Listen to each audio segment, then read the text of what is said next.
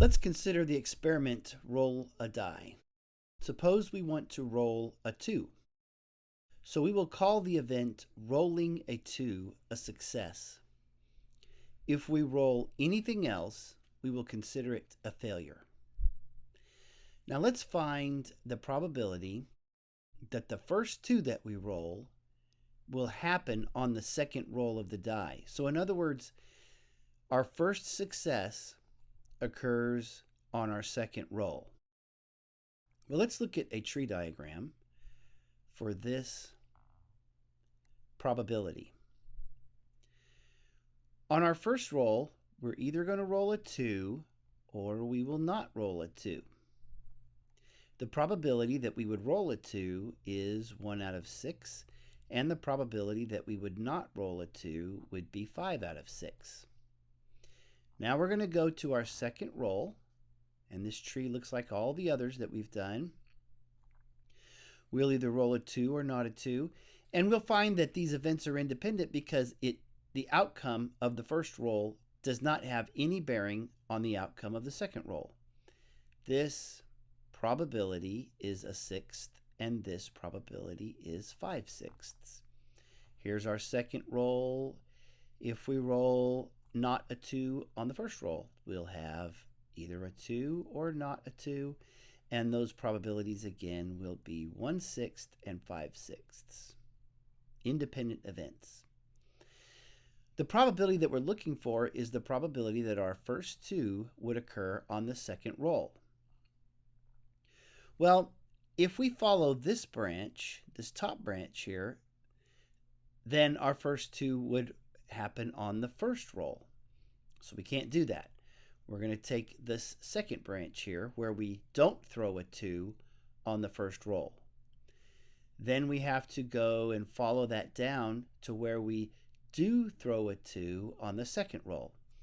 And we remember that in order to get to the ends of these branches, we multiply. Because really what this is throwing not a 2 and throwing a 2. So we multiply. So we have 5/6 times 1/6, or 5 out of 36. So this probability then would be 5 out of 36. Let's suppose that we change this up a little bit and ask the question, what is the probability that our first 2 would occur on the third roll? So let's redraw our tree. It's going to have to be a little bigger, so we'll need a little more space. 2 or not a 2, 1/6, 5/6.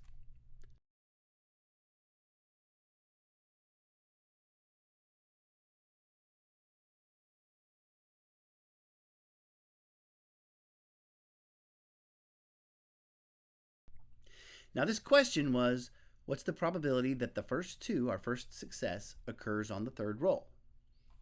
So we'll have to follow the branch where we don't throw 2s on the first 2 rolls and then throw our first 2 on the third roll. So that probability then is going to be along this branch here, not 2, not 2, and then 2. So we'll have 5/6 times 5/6 times 1/6, which would give us 25 out of 36 by a sixth. So 25 out of 3/16. Now, of course, we asked for this probability, so the answer is important to us, but not as important as noticing what's going on when we change this number of the roll that the first success occurs on. Let's notice that first we have to have some failures. In order for us to throw the first 2 on the second roll, we had to have a failure and then a success. In order to throw our first 2 or to have our first success on the third roll, we had to have 2 failures and then a success.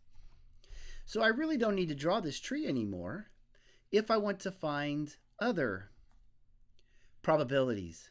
Let's suppose I want to find the probability that my first 2 would occur on the 5th roll? Okay, well, we'd have to have 4 failures and then a success. So we'd have 5/6 4 times. Well, we can call that 5/6 to the 4th times 1/6. And so we're seeing a pattern that's starting to develop here.